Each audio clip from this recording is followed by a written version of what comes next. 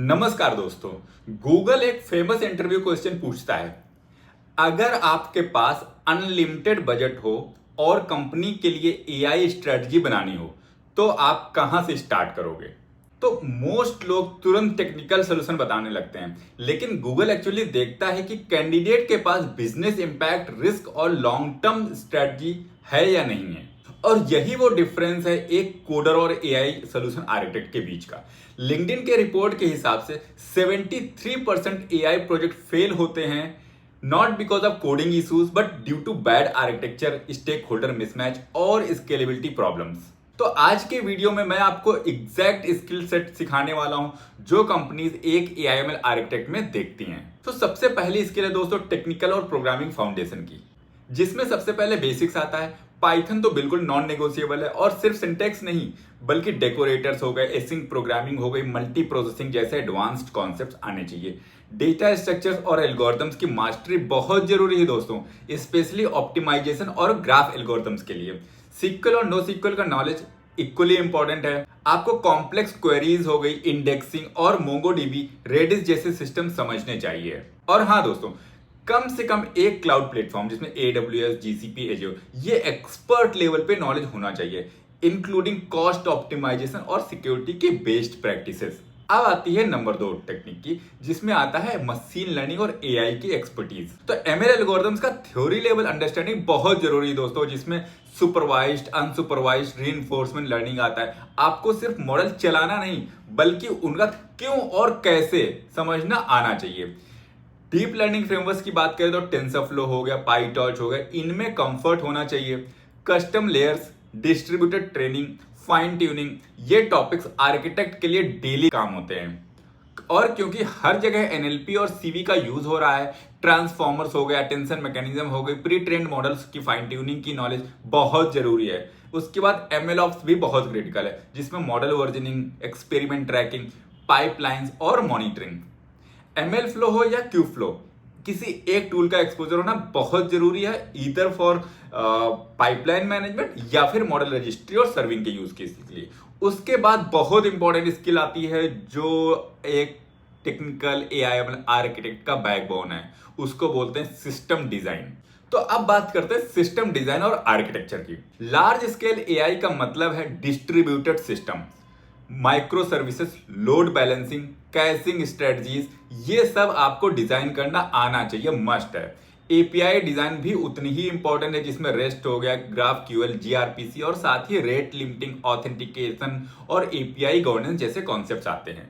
Databases का role huge है यहाँ पे। रिलेशनल के अलावा वेक्टर डीबी और ग्राफ डेटाबेसेस का अंडरस्टैंडिंग बहुत जरूरी है। और सबसे बड़ा स्किल है स्केलेबिलिटी और परफॉर्मेंस ऑप्टिमाइजेशन का, प्रोफाइलिंग, बॉटलनेक रिमूवल और हॉरिजॉन्टल स्केलिंग। ये सब आर्किटेक्ट लेवल की नॉलेज है जो एज ए आर्किटेक्ट आपसे एक्सपेक्टेशन बिल्कुल बेसिक है। मतलब अगर आप आर्किटेक्ट हो तो ये सब तो आपको आना ही चाहिए। अब बात करते हैं बिजनेस डोमेन की नॉलेज की। सो एआई आर्किटेक्ट एक ब्रिज होता है टेक और बिजनेस के बीच में।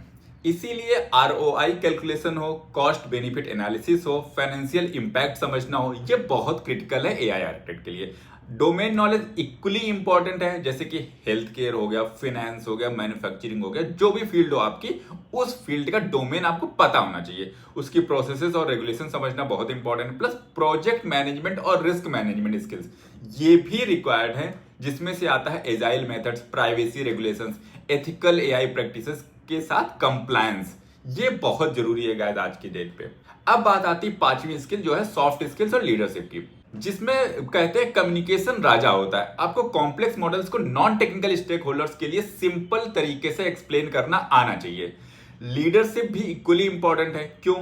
क्योंकि डाइवर्स टीम, डेटा साइंटिस्ट हो गए, इंजीनियर्स हो गए, डेवॉप्स के हो गए, इन सबको अलाइन करना पड़ता है। प्रॉब्लम सॉल्विंग और डिसीजन मेकिंग, अनसर्टेनिटी के दौर पर ये क्वालिटीज ही एक गुड आर्किटेक्ट को ग्रेट आर्किटेक्ट बनाती हैं। और सबसे क्रिटिकल क्या है दोस्तों? Stakeholder management. क्लाइंट्स के एक्सपेक्टेशंस हैंडल करना हो, वेंडर्स के साथ काम करना हो और इंटरनल अलाइनमेंट लाना हो, ये सब एक आर्किटेक्ट को आना चाहिए। अब बढ़ते हैं अगली स्किल की तरफ, जो है क्लाउड इंफ्रा और डेटा इंजीनियरिंग से रिलेटेड। तो क्लाउड आर्किटेक्चर डीप लेवल पे समझना चाहिए।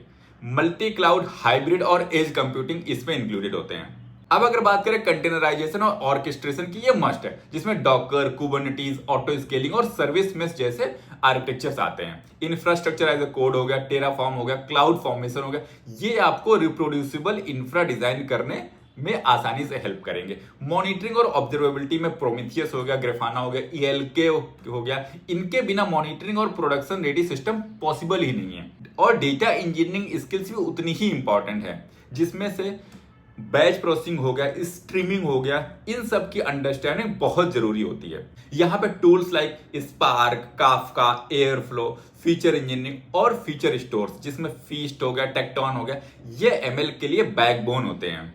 और बिजनेस एनालिटिक्स के लिए डैशबोर्डिंग और विजुअलाइजेशन का स्किल हेल्पफुल होता है गाइस, जिसमें स्टोरी टेलिंग वगैरह आती है। अब बात करते हैं इमर्जिंग टेक अवेयरनेस की, जहां पर जनरेटिव AI और LLMs अब मार्केट एक्सपेक्टेशंस बन गए हैं। प्रॉम्प्ट इंजीनियरिंग हो, फाइन ट्यूनिंग हो और रैग पाइपलाइन की अंडरस्टैंडिंग बहुत ही मस्ट है दोस्तों। वेक्टर डेटाबेसेस हो, जिसमें पाइनकोन, विविएट, क्रोमा, मिलवस, ब्ला ब्ला बहुत सारे आते हैं। और सिमेंटिक सर्च भी हॉट स्किल्स है।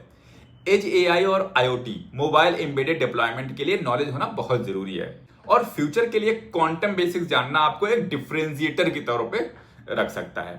अब बात करते हैं कॉन्टिन्यूअस लर्निंग और ग्रोथ की। तो guys, AI field rapidly evolve कर रही है। रिसर्च पेपर्स पढ़ना हो, कॉन्फ्रेंसेस अटेंड करना हो और ओपन सोर्स कंट्रीब्यूट करना हो, इसकी हैबिट बनाइए। सर्टिफिकेशन भी क्रेडिबिलिटी दिखाते हैं, जिसमें AWS, GCP, Azure plus PMP या TOGAF।